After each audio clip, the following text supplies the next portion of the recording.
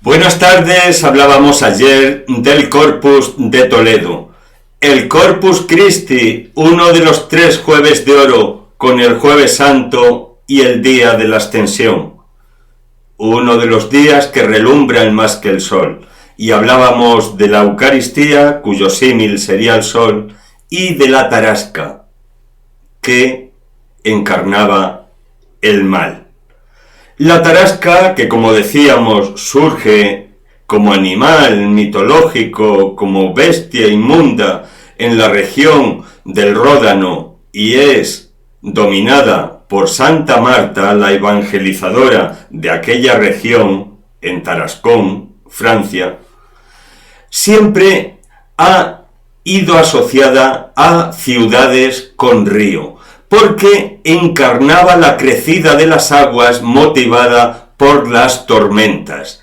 Era el mal hecho crecida, hecha destrucción y hecho, en definitiva, tormenta. De tormentas vamos a hablar en el programa de hoy. Hoy hablamos de rayos, truenos y religiosidad popular. La tormenta aparece definida como perturbación atmosférica violenta acompañada, por un lado, de aparato eléctrico y por otro lado, de fuertes vientos, lluvia, granizo. La tormenta siempre se ha considerado como un elemento sobrevenido capaz de arruinar cualquier economía de supervivencia. En la tormenta, en el medio rural en particular, las tormentas de verano, una vez que ya están encarriladas las cosechas, era un destrozo de la economía de todo el año. Por otro lado, también era un desequilibrio en las labores habituales de las que vivía la población.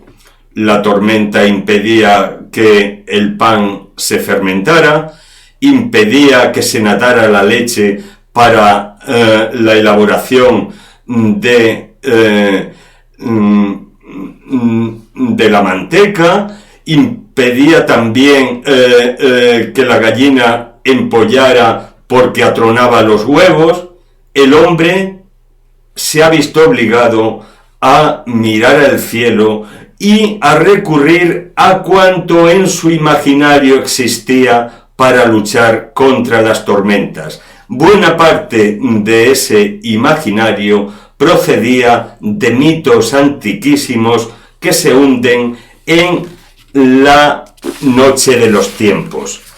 Hay pues aquí una cohabitación de elementos religiosos con elementos paganos del todo para luchar contra las tormentas, para afrontar ese fenómeno atmosférico violento que engendra el miedo en el hombre por las consecuencias que le acarree, más allá de el aprecio que tenga por su propia vida, por la desgracia que supone para su familia y para su pueblo. Bien, desde antiguo la tormenta ha ido asociada a la religión. ¿Por qué? Pues porque en la mentalidad primitiva el hombre cree dominar las fuentes de las tormentas a través de la magia. La religión lo que hace es poner en juego las fuerzas divinas, acudir a las fuerzas divinas cuyo comportamiento están fuera de todo alcance.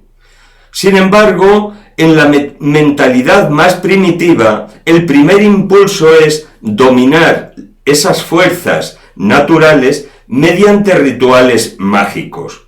Así se ha venido haciendo desde la prehistoria, conforme el hombre ha ido puliendo su condición de bárbaro, ha ido apostando más por la fe, por la confianza en Dios. Pero en un principio hay una tendencia a protegerse de la tormenta mediante la magia. Posteriormente, hay una fuerte interrelación entre magia y religión, entre religión y superstición. Y la tendencia evolutiva es hacia el pensamiento religioso, abandonando cualquier rastro de magia. No estamos en ese momento, estamos en buen camino. Subsisten muchos elementos supersticiosos a la hora de afrontar el amedrantado ser humano a una tormenta. Donde la magia exige, ordena y espera de forma automática la consecuencia del rito practicado contra la tormenta, la religión, en cambio, ora, suplica y confía en ser atendida su demanda. Que se acabe ese miedo, que se disipe la tormenta causante del pánico. Al querer poner de su parte las fuerzas divinas, el hombre lo que hace es recurrir a acciones que recuerdan mucho a las practicadas por la magia. Hay una serie de prácticas, aún en nuestra civilización cristiana, en la religiosidad popular, vamos a decirlo, en las que el hecho religioso tiene mucho parentesco con el ritual mágico. Pues bien, a todos estos rituales y forma de protegerse el hombre ante la tormenta, el hombre amedrantado, presa del miedo, vamos a dedicar el espacio de hoy. La evolución del pensamiento, decimos que va del pensamiento mágico al religioso. Estamos pues en buen camino. Ahora bien, no hemos llegado aún a la etapa de despojarnos de todo el lastre de creencias amparadas en mitos que subyacen en nuestro subconsciente.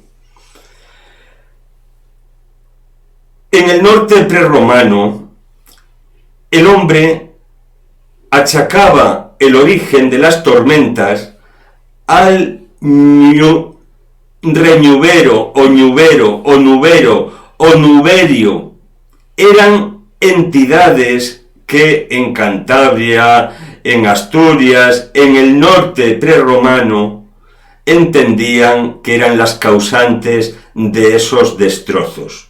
Estas entidades se dedicaban a hacer el mal mediante el envío de rayos. Contra ellos, ¿cómo se podía luchar?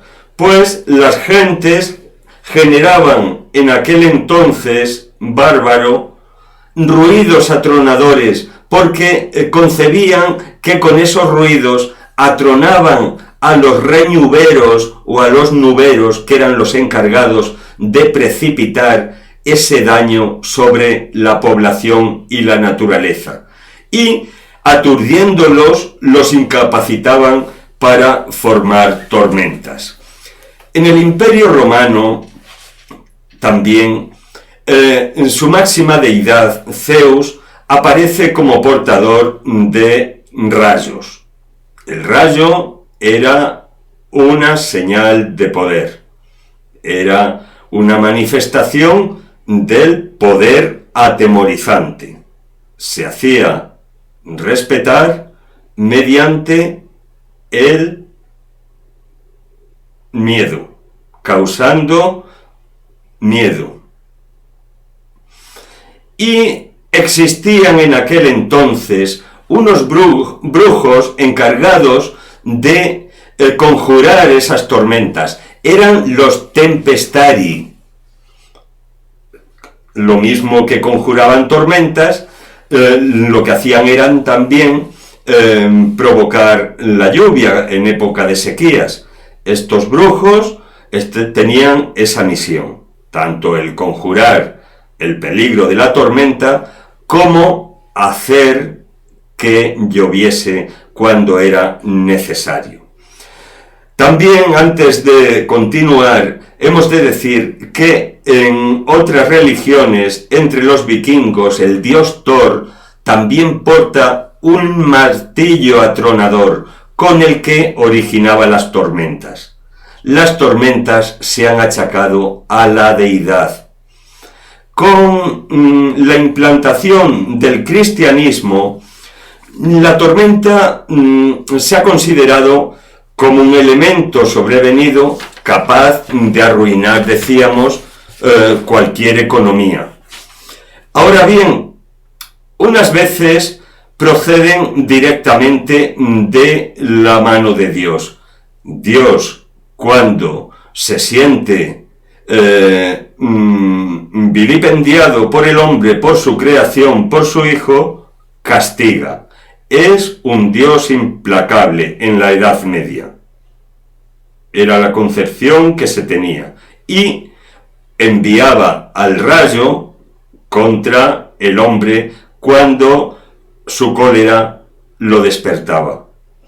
Pero en otras ocasiones la tormenta era causada por ángeles caídos, por entes demoníacos de los que se servía el Señor para mover al arrepentimiento. Y contra estos seres del mal, entes del mal, diablillos, ya veremos a ver cuántos hay, según el distinto folclore de las distintas regiones, era contra los que muchas veces se realizaban conjuros y prácticas antropológicas, podemos decir. No siempre era un castigo de Dios la tormenta, ni directamente enviada por su mano para castigar, ni indirectamente sirviéndose de ángeles caídos para provocarlas. En ocasiones, la intención de Dios no era otra que la de frenar la propia destrucción de los hombres. Hay casos, estoy recordando la batalla de los rayos que se produjo junto al Guadiana en Extremadura. En la mitología extremeña existe esa batalla que se produjo 400 años antes de Cristo aproximadamente. Y se iniciaba una batalla entre las gentes con ocasión del reparto de pastos. Tal fue la magnitud de esa batalla mítica, eso sí, una batalla campal, en la que participaron incluso las mujeres armadas en apoyo de sus maridos y de sus padres, a resultas de la cual murieron, dice el mito, unos 80.000 hombres. ¿Qué hizo Dios para terminar con aquel genocidio verdadero?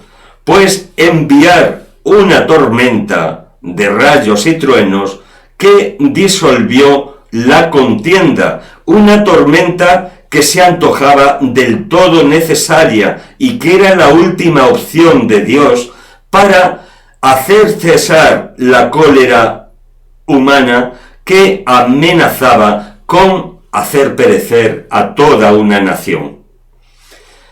En otros momentos, Dios toma partido por uno de los bandos en litigio para aniquilarle mediante una tormenta, pero es no como castigo, sino en auxilio a uno de los bandos, el cristiano.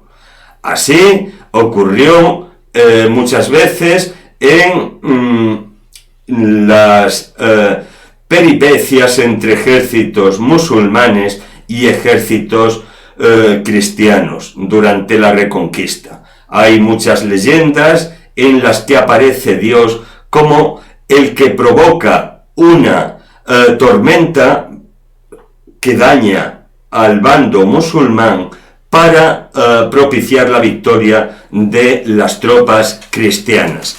Ocurrió esto en la sierra de Santa Bárbara precisamente, cuando los cristianos tenían todas las de perder y contra todo pronóstico se hicieron con la fortaleza de Palomero. ¿Por qué? Pues sencillamente porque el Señor envió una tormenta de rayos contra el ejército musulmán.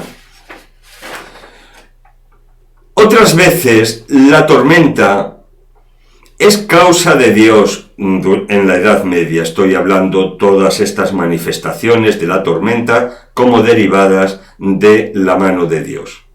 Es causa de Dios para manifestar su poder ante la humillación a que le somete el hombre. Ocurrió así, según una leyenda, en Valdastillas, en este pueblo de Cáceres, cuando una cuadrilla carnavalera en pleno carnaval se burla de una procesión que había sacado en rogativa al Cristo, el Dios, hizo destruir 3 álamos que había junto a la iglesia por medio de un rayo. O el Cristo del Humilladero de Garrovillas, del que dice una leyenda que no se le puede mover del sitio so pena de que se desencadene una tormenta, porque, al decir de la leyenda, en una ocasión le quisieron robar y fue del todo imposible. Cuando ya habían iniciado su fechoría los malandrines, se desencadenó una tormenta que les obligó a devolverle a su sitio. O el Cristo de Cáceres, que se le mostraba tras unas cortinas que no se podían correr.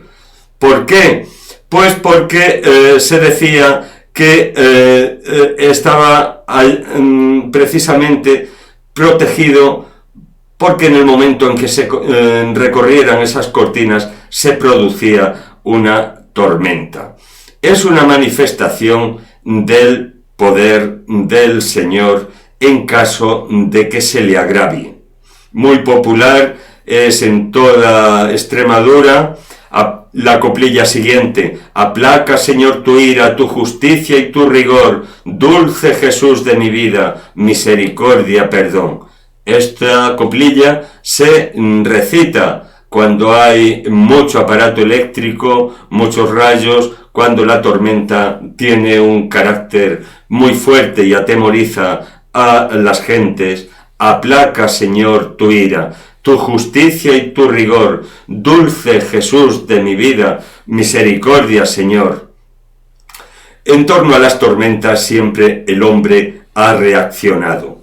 Lo hizo también don Juan de Soto y Zúñiga, el segundo conde de Belalcázar, que habiendo llevado una vida disoluta, se cuenta que a punto estuvo una tormenta de acabar con su vida en una montería.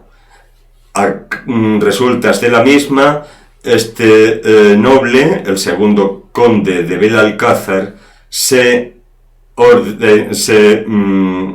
metió como fraile en el santuario, en el monasterio de Guadalupe, tomando el nombre de Fray Juan de Puebla de Alcocer.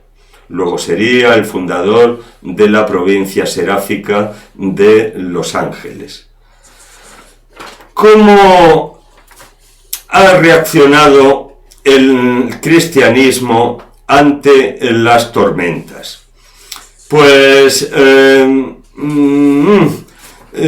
nunca ha sabido bien dónde colocar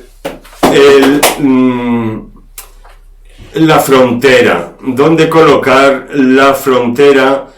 entre la paganidad y la religiosidad. La Iglesia se ha valido, es cierto, de ciertos exorcismos y conjuros para deshacer o evitar las tormentas, pensando en unos tiempos medievales que en buena parte procedían de entes maléficos de los que se servía el Señor. Como si fueran renglones torcidos, el Señor escribía. Y a través de conjuros se imploraba de la divinidad que dejase de servirse de estos seres malignos. Ahora bien, el toque de campanas ha sido siempre un procedimiento en los pueblos católicos para alejar las tormentas. También se ha recurrido a oraciones dirigidas a santos de la Iglesia.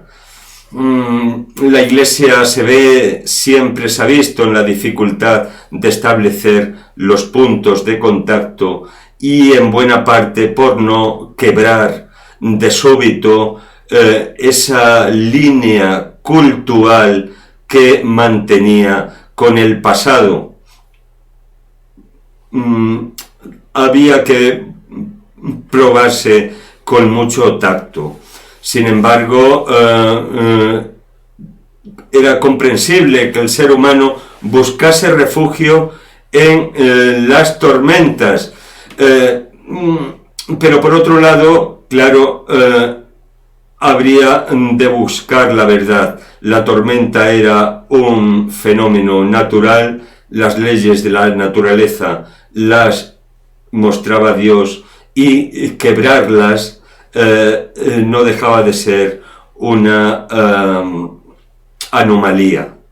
Pretender que Dios quebrase las leyes que Él mismo había impuesto. La tendencia va hacia aquí, hacia aceptar la naturaleza, la voluntad divina e implorar al Señor, tener confianza en Él, implorarle que para seguir loándole nos libre del peligro. Pero en un principio en la Iglesia convivía toda una serie de figuras, los conjuradores de nublados fundamentalmente, que eran aceptados como una institución en muchos lugares.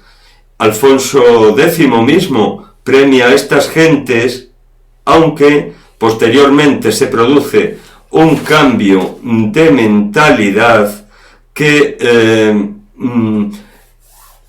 les hace incluso perseguirlos por prácticas de superstición y brujería, y se opta cada vez más decididamente por la oración confiada, ponerse en manos de Dios, saber que somos hijos y que Él es Padre y sabe lo que se hace.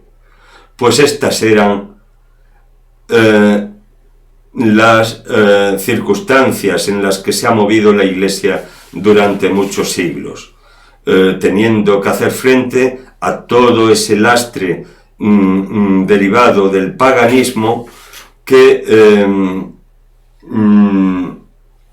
ha ido cohabitando con elementos cristianos.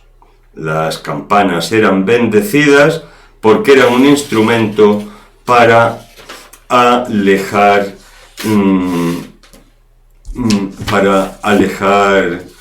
la tormenta, para hacer que se disipara.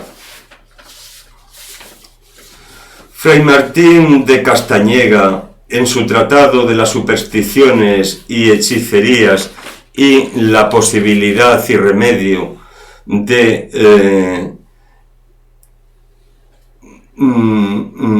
conjurarlas, en 1529 expone el particular punto de vista de la Iglesia. Dice en el siglo XVI que los conjuradores y conjuros de las nubes y tempestades son tan públicos en el reino que no hay pueblo donde no tengan un salario señalado y una garita puesta en el campanario o en algún público alto para el conjurador, porque dicen que están más cerca de las nubes y demonios. Andan en este error tan desvergonzado, dice.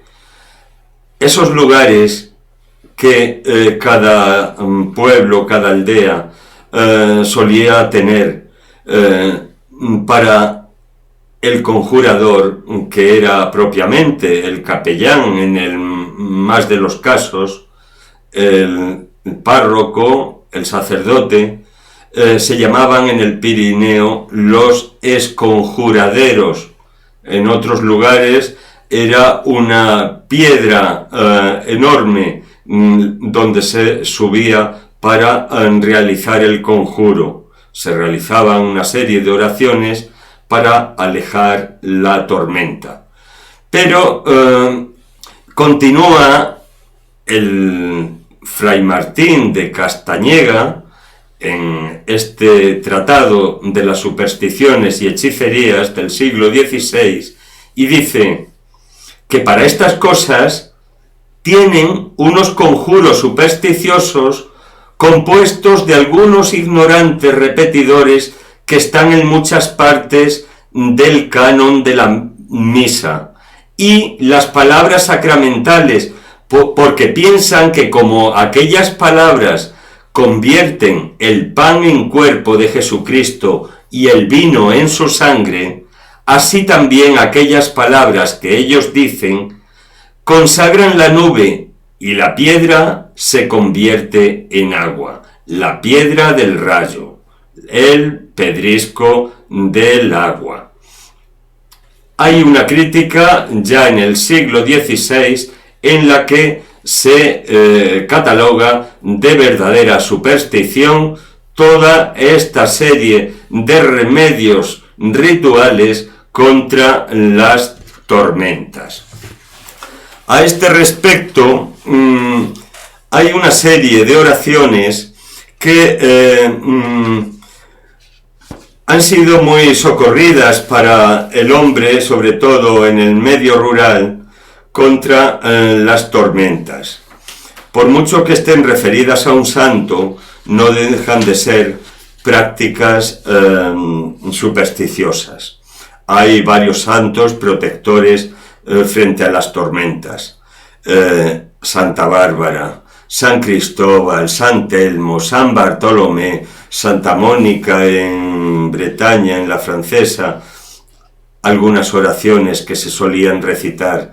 Santa Bárbara bendita, que en el cielo estás escrita, con papel y agua bendita, en el ara de la cruz, Pater Noster, amén Jesús. Oh, Santa Bárbara doncella, líbranos de la centella y del rayo malairado, líbranos si morimos en pecado.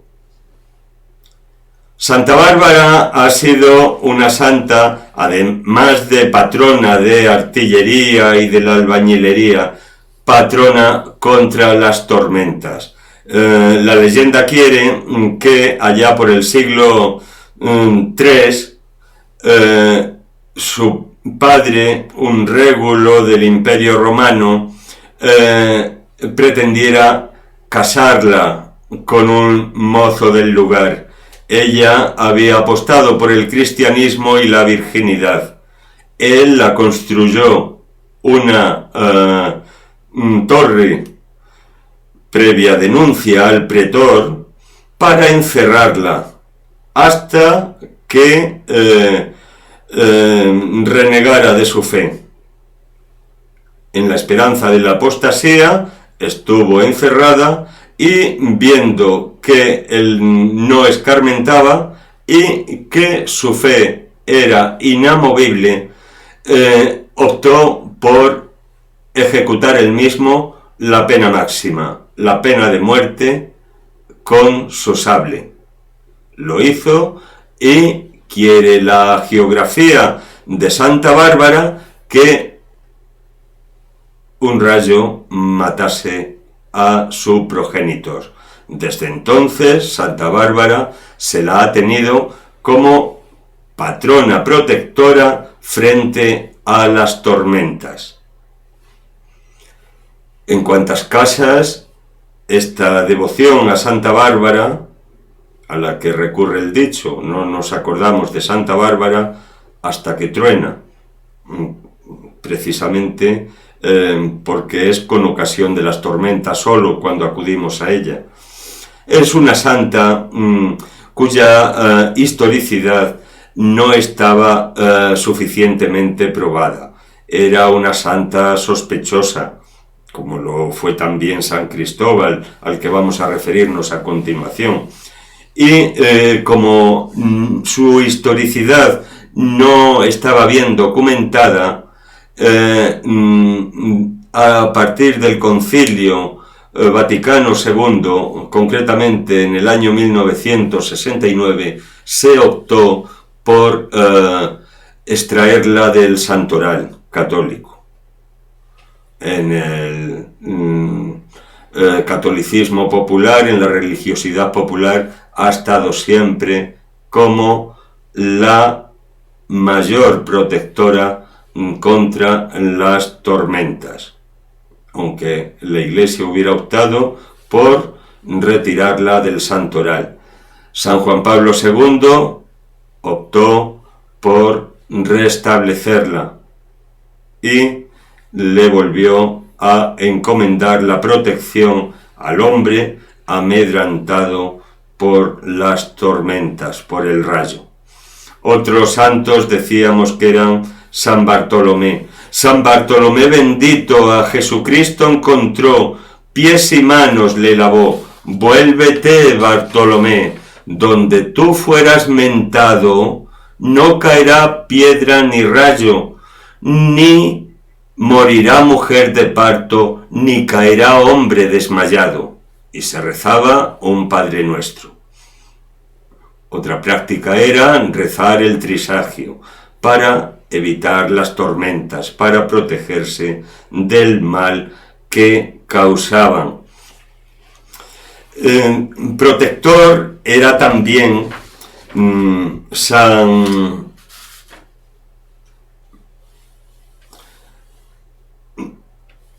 Cristóbal, San Cristóbalón bendito. San Cristóbalón bendito era un santo que decíamos se tuvo también como sospechoso. ¿Hasta qué punto su existencia no es meramente legendaria?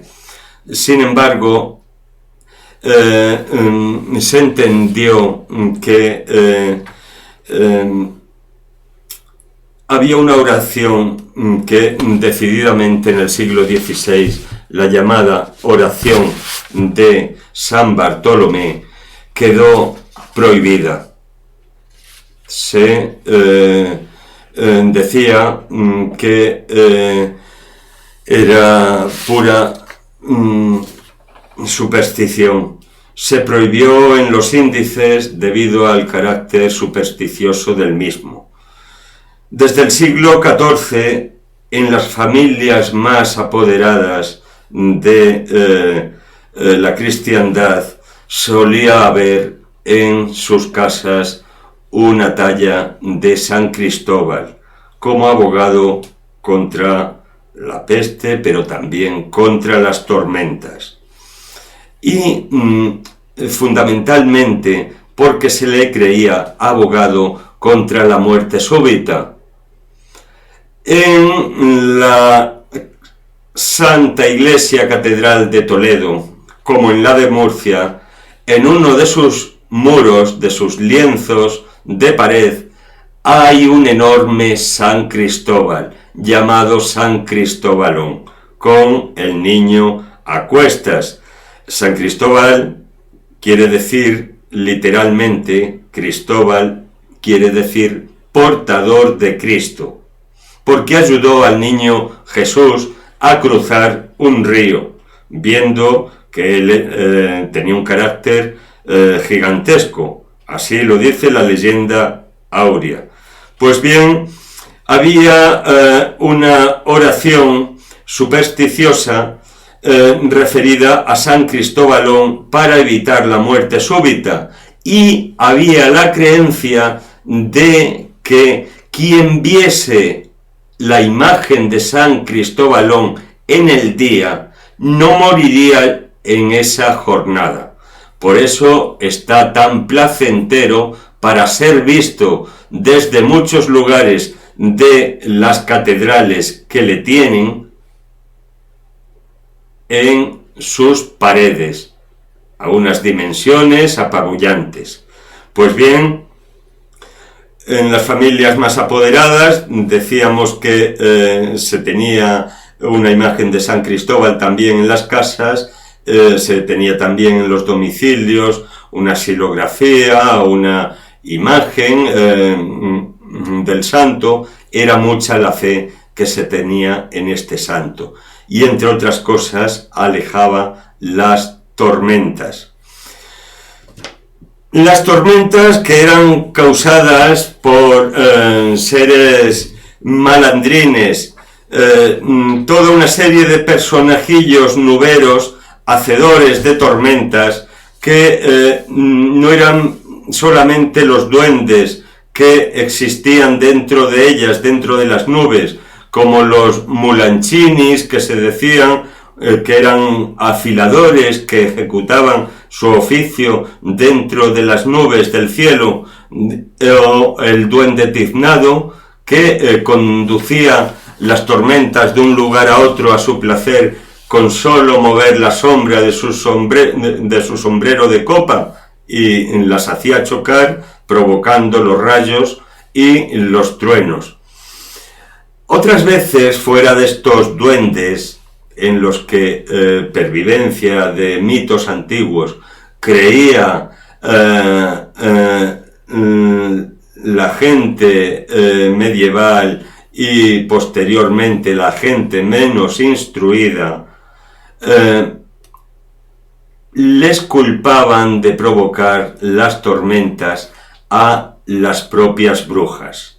Las brujas, con su vocación para provocar el mal, se las arreglaban para sirviéndose de los remolinos, ascender a el núcleo de las nubes y desencadenar los rayos.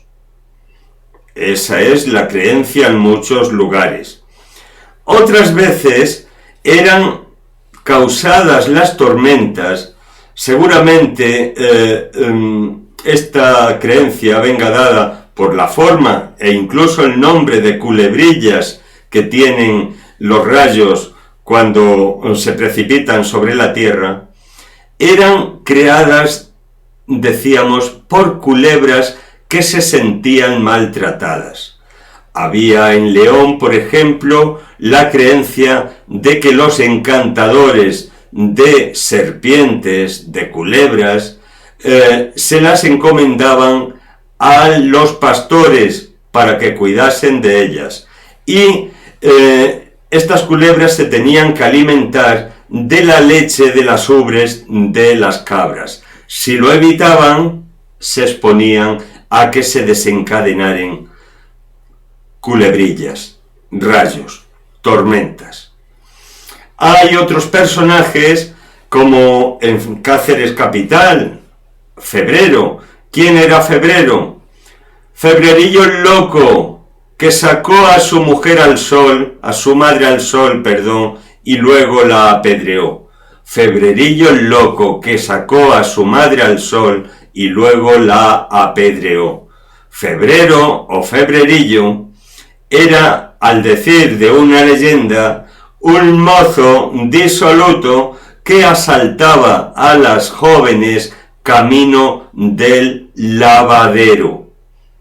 Como quiera que su madre le castró para que cesara en tan abominable acto y tan repetido acto, pues él decidió vengarse provocando tormentas, porque tenía ese mal don, el de provocarlas.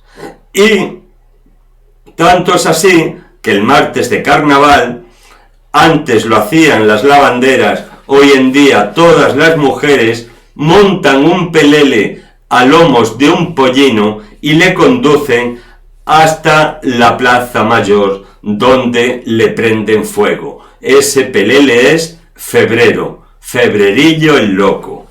Otras veces el causante de las tormentas son minorías con las que por su carácter ambulante, lo que hacía que no merecieran confianza, porque no había tiempo para dársela, eran los afiladores. Y en particular, muy señaladamente, los lañadores que arreglaban las varillas de los paraguas rotos, en aquellas épocas en los que no era tan fácil sustituir un paraguas por otro, y los que ponían lañas de estaño a las vasijas, a las ollas, a los pucheros, las estañaban. Pues bien, estos ambulantes, decía la creencia popular, provocaban con conjuros, porque eran medio brujos, tempestades y tormentas para recordar a las gentes que estaban allí en el pueblo para arreglar el paraguas roto. Así de ingenua es la condición humana. La división hecha por Francisco Rúa Aller es un estudioso de antropología que cuando ha tratado de la protección utilizada por el pueblo frente a las tormentas, distingue dos amplios grupos. Se dice que por un lado están las medidas preventivas. ¿Qué medidas preventivas? Pues las que se hacen antes de que haya tormenta para que cuando surja esa tormenta, ese rayo, ese trueno, no produzca males. Entre otras, la instalación de cruces en lugares frecuentes de la vida cotidiana rural. Las cruces de término son un buen ejemplo. En mi pueblo hay una cruz en cada camino que sale del pueblo. Son las cruces camineras, las cruces de término. Estar dentro de cruces es la expresión que se tiene allí para decir que se está en el pueblo, en el núcleo urbano. Y, por añadidura, quiere decir que se está con una cierta protección, porque estamos amparados por esas cruces que nos rodean. Otra cosa serán los viajeros que habrán encomendado su suerte a la cruz del camino una vez han partido del pueblo. Además de instalar cruces en lugares determinados de la población, los grabados e inscripciones en las campanas. Decíamos que las campanas siempre se han utilizado para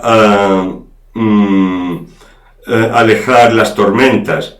Pues bien, hay una serie de inscripciones, o bien una oración, o bien el propio nombre de un santo que se tiene como protector frente a las tormentas, Santa Bárbara, la imagen de Santa Bárbara, ¿cuántas veces?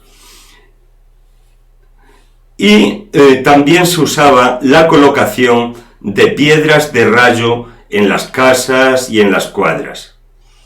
De esto vamos a hablar en un apartado más distendidamente. En el momento de la tormenta, ya no como medida preventiva, también se realizaban toda una serie de prácticas. Por ejemplo, prender las velas que se bendicen el día de la Candelaria, el día de las candelas. Prenderlas en el momento en que surge una tormenta sobre el pueblo. O las velas que se bendicen en el Jueves Santo, no que se bendicen, que hayan estado en el propio monumento el Jueves Santo, se prenden el día de la tormenta para ponerse bajo la protección del Señor. Hay otra serie de rezos que se hacen también para protegernos de las tormentas en el momento en el que se desencadenan. Son los rezos que hemos referido a santos tenidos como abogados frente a las tormentas. Santa Bárbara, San Cristóbal, San Bartolomé, San Telmo. Hay otros que dicen referidos a la tormenta y a la divinidad, sin ninguna referencia expresa a ningún santo. Tente nube, tente tú, que Dios puede más que tú. Si eres agua, ven acá. Si eres piedra, vete allá. Son oraciones nada litúrgicas que la tradición ha ido pasando de uno a otro en ese contexto de religiosidad popular que tiene mucho de superstición, como hemos visto, y contra la que hay que luchar poniendo nuestra confianza en Dios, sin recurrir a literalidades tales como estas que estamos viendo. Pero en el pasado hay que dar fe de que se hacía así y de que aún en la actualidad nos podemos encontrar con estas prácticas. Había también, en el momento de declararse una tormenta, el conjuro del sacerdote. Los propios sacerdotes, intermediarios entre Dios y los hombres, entre los hombres y Dios, eran los que se dirigían al Señor pidiéndole protección. Están también los toques de campanas. Las campanas, ya vimos cuando se bendecían, que incidían especialmente en proteger a la población frente a las tormentas. No es casual porque al decir de Pedro Ciruelo, en 1628, en el siglo XVII, hay una explicación racional que anima a bendecir la campana porque espanta la tormenta.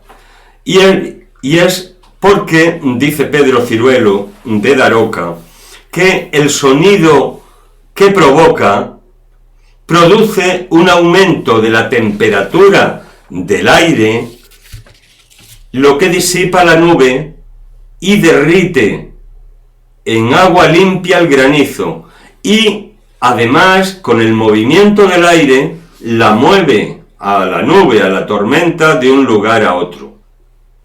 Es el sonido que ya vimos generaban también en otras culturas de los pueblos prerromanos, atronando a la propia nube.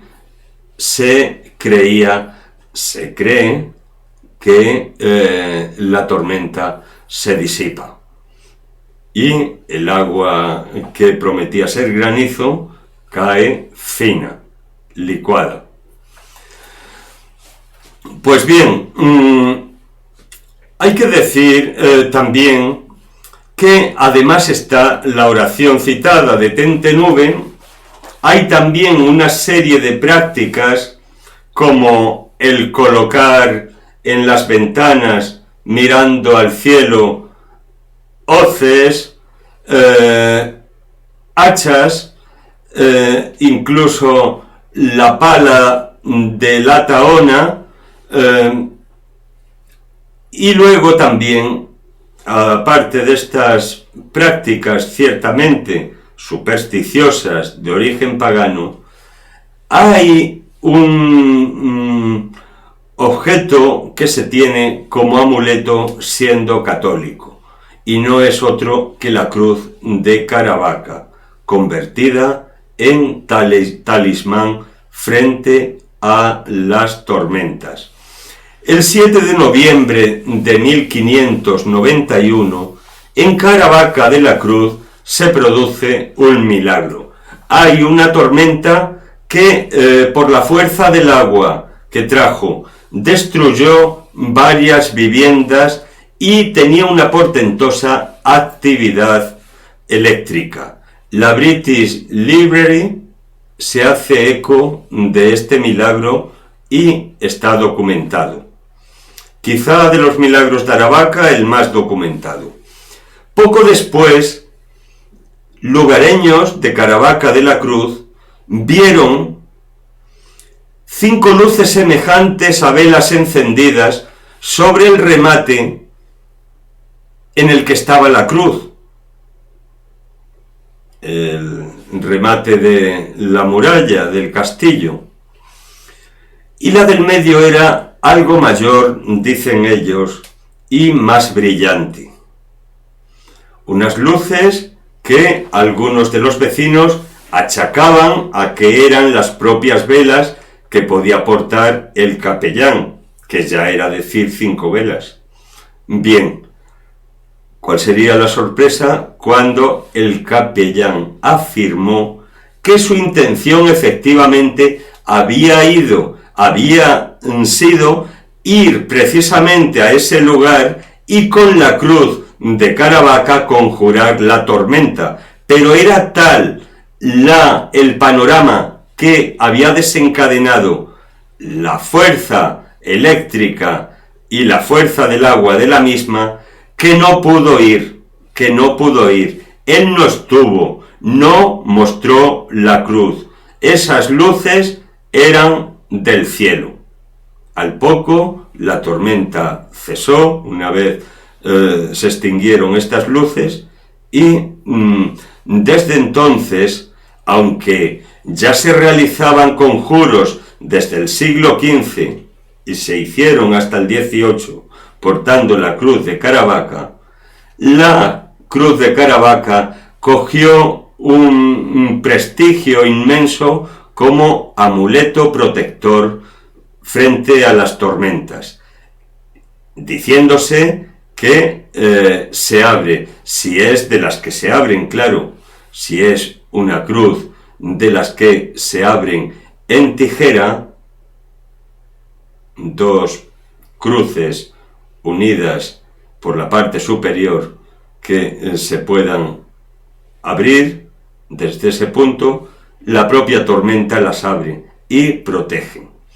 Es un miedo, el del hombre, explicable frente a las tormentas. La tormenta solo ha traído desgracias al hombre, y es por ello que el hombre ha tratado de protegerse poniendo su fe en Dios, pero también recurriendo a multitud de prácticas, muchas de ellas irracionales.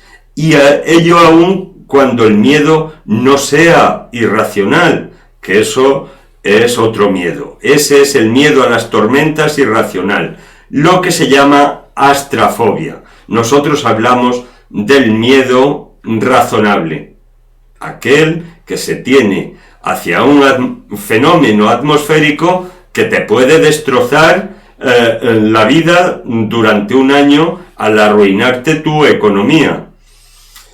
Por eso también se realizaban, entre todos estos ritos o prácticas que hemos dicho, unas con más carácter religioso que otras, se tocaban las campanas, también podemos decir, el día de los quintos, por los propios quintos, aunque no hubiese tormentas, para que se protegiese la localidad de las tormentas al haberlas tocado ese día.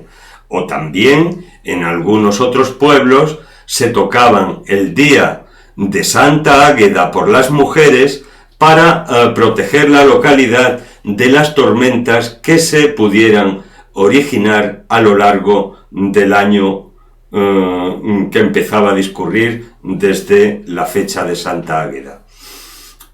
En otros casos era costumbre también, para protegerse todo un año de las tormentas, hacerlas tocar el día de Santa Brígida, que es el día 1 de febrero, febrerillo el loco, tan asociado a las tormentas en muchos de nuestros ámbitos regionales. En Camino Morisco también el día de Santa Brígida, en Aldea Nueva del Camino, en plena Ruta de la Plata, allí también existe esta práctica. Se tocan ese día para garantizarse la protección de la Santa frente a las tormentas. Las velas también hemos dicho que han sido muy recurrentes como método para alejar las tormentas. El panecillo de San Antonio. Incluso se recogían en algunas localidades, en muchas, mientras repicaban las campanas el domingo de resurrección, piedras, 12 piedras, en otros sitios eran 9, se recogían piedras que se guardaban con la intención de tirarlas a los tejados de las casas o de los establos o de las cuadras cuando hubiera tormenta, porque se entendía que esas piedras recogidas del suelo mientras tocaban las tormentas a gloria en el día de la Pascua tenían esa virtud. Supersticiones, tonterías, lo dice el dicho, que no hay más tonto que el que tira piedras a su tejado. Pues aquí está una prueba de ello. Sin embargo, vemos también en este ejemplo ese maridaje entre religión, Pascua de Resurrección, con el elemento pagano, el tirar piedras. Remedios múltiples, muchísimos. Y hay uno en particular que es el de recurrir a la piedra del rayo. En la piedra del rayo,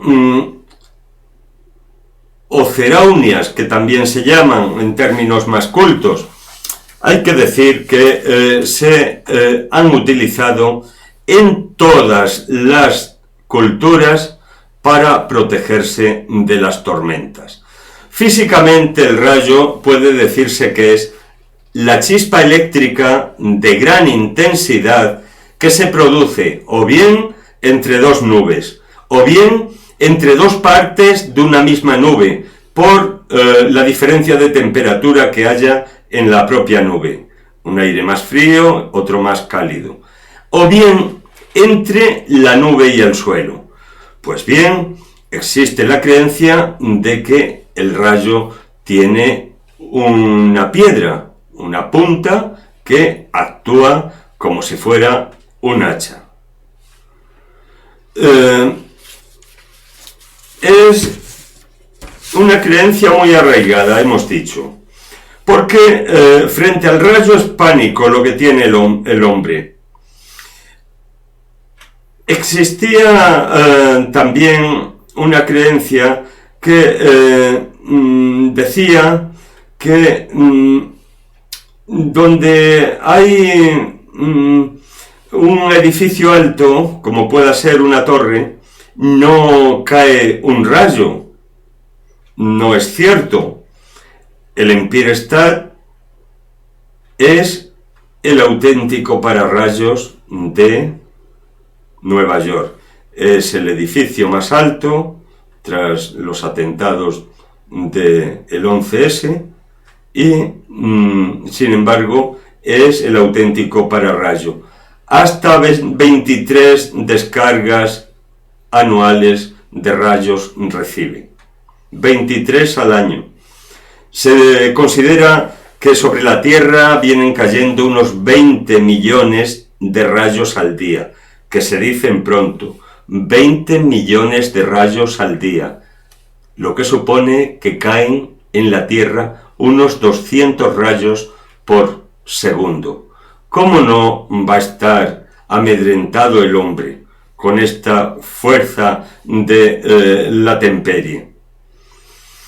Pues bien, asociadas al rayo están las hachas neolíticas, o piedras de colores con formas singulares en las que el hombre ha depositado su confianza a la hora de afrontar el rayo, de luchar contra él, de protegerse.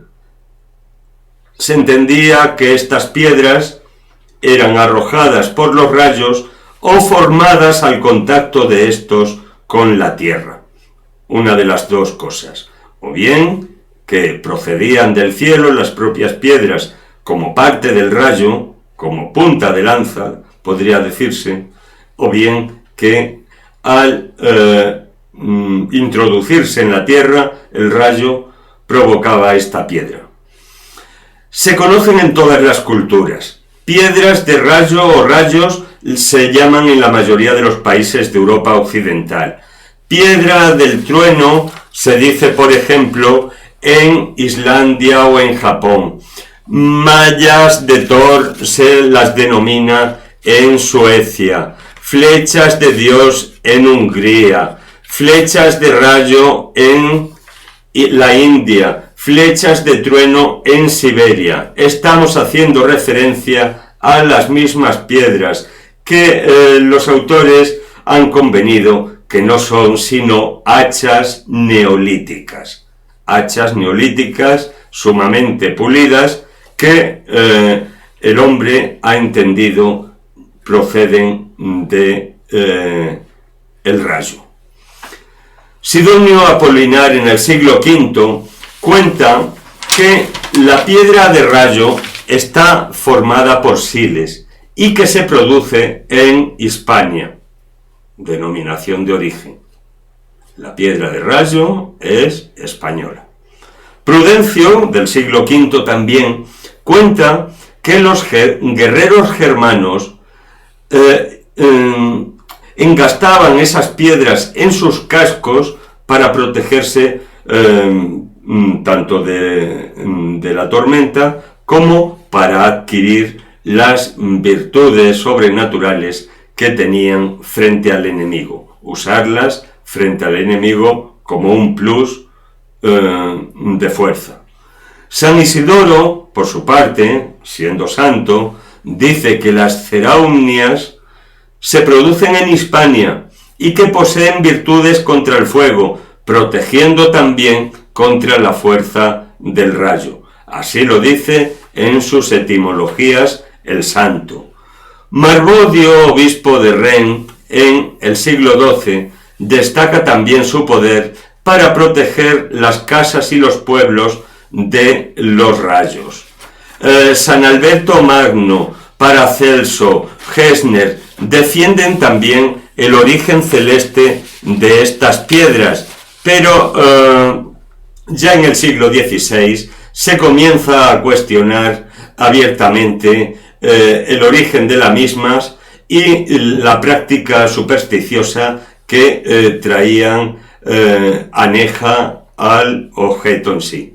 El mineralogista alemán Agrícola dice que deben de ser antiguos instrumentos de hierro, transformados en piedra por el propio paso del tiempo, muchísimo tiempo. Después, lo que habrían sido en origen instrumentos de hierro, ya eran piedra, al decir de este alemán Agrícola.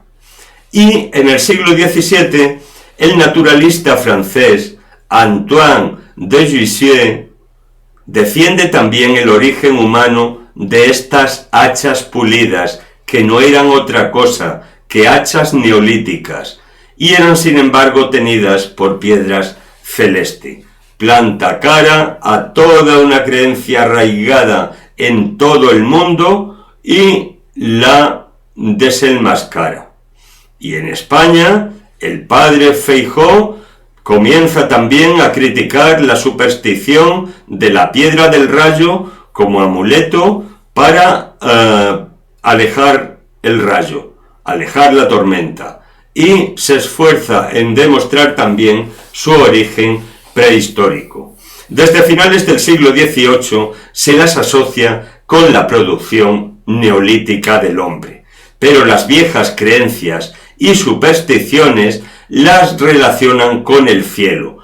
Es el cielo el que las envía, vienen con el rayo, dicen, y así permanecen firmemente afincadas en nuestra mentalidad popular y pasan a nuestra religiosidad popular, teniendo bien poco de religiosas. Los astros y el propio cielo estarían, según un mito ancestral, constituidos por piedras. No es por eso tan extraño que se desprendan con ocasión de una fuerte lluvia o de una tormenta y aparezcan sobre el cielo. Estarían gozando, pues, de la sacralidad de lo alto por provenir de allí, y estarían ungidas además de una cierta fuerza sobrenatural. Hay otra creencia arraigada, distinta a esta, hermana. No proceden del rayo en sí, pero sí las causa el rayo. La chispa de rayo se incrusta en la tierra, como hemos dicho, y se convierte en piedra. Esta se introduce 7 varas y esta piedra aflora cada año una vara. Mejor dicho, asciende en el nivel estratográfico una vara hasta aflorar al 7º año de haberla producido la chispa de rayo. Entre sus virtudes, la defensa frente a la tormenta. La defensa frente a la tormenta por un mero principio de magia homeopática que dice: lo semejante rechaza lo semejante. Donde existía ya un rayo, la piedra, no puede caer otro, porque lo rechaza. Luego, hagámonos con una de ellas, vista que donde esté esa piedra no va a osar ningún rayo a caer en adelante, no caerá.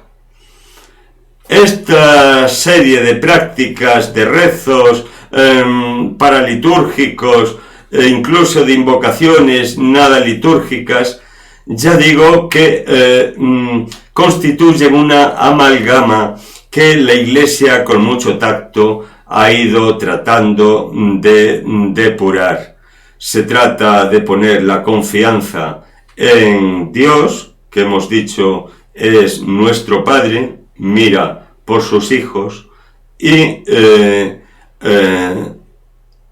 nada de tenerle como un Dios justiciero en el sentido de ensañarse con lo que es su criatura,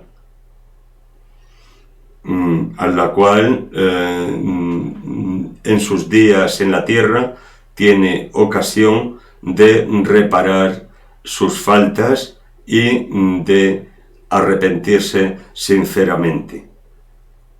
En cambio, la concepción medieval era un Dios ajeno al perdón.